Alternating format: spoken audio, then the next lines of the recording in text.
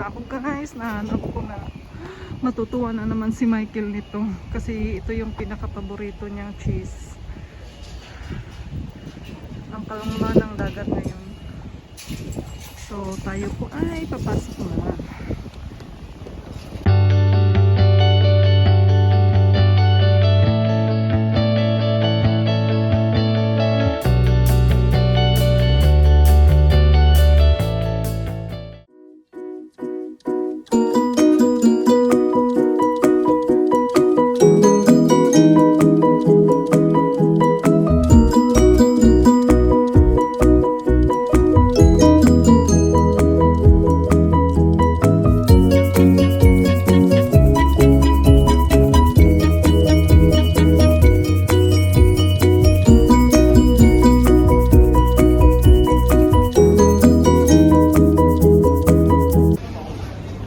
Andito ako ngayon sa Saikong guys. Hinahanap ko yung Dutch shop kasi bibili ako ng Dutch cheese.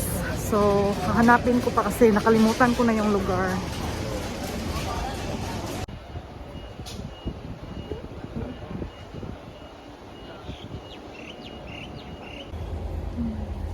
So ito na nga po, kailangan nating hintayin yung cheese kasi ika-cut pa nila kasi ang lalaki ng mga cheese nila. So I only need few pieces. Diyan.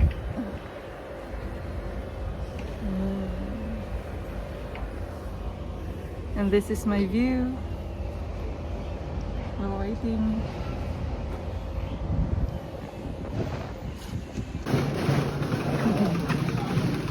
Nakabili na ako ng cheese at nakabili rin ako ng bulaklak.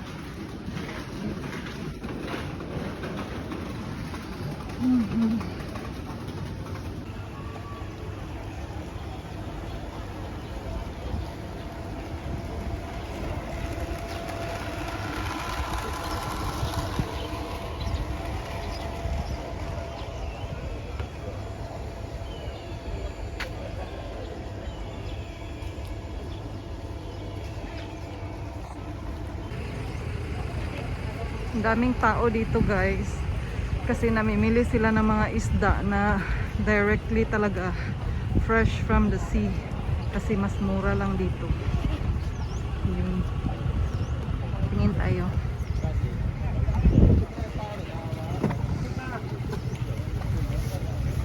Yun. Dami pa doon. So ang mamura niya.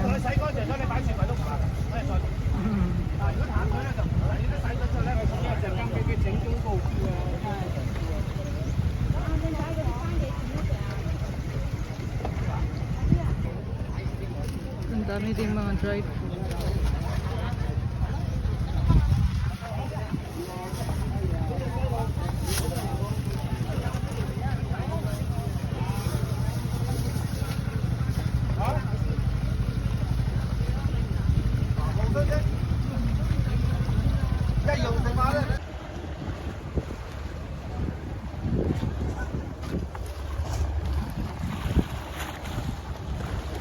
Ang ganda ng view dito guys kahit na medyo makulimlim yung panahon. Yan. Tayo ay uuwi na kasi nakabili na tayo ng mga dapat nating bilhin. Andito na yung ating cheese at nakabili rin ako ng mga bulaklak. So tama na, uwi na tayo. So thank you for watching guys. Please subscribe if you haven't subscribed to my channel yet. See you in my next vlog. Bye bye.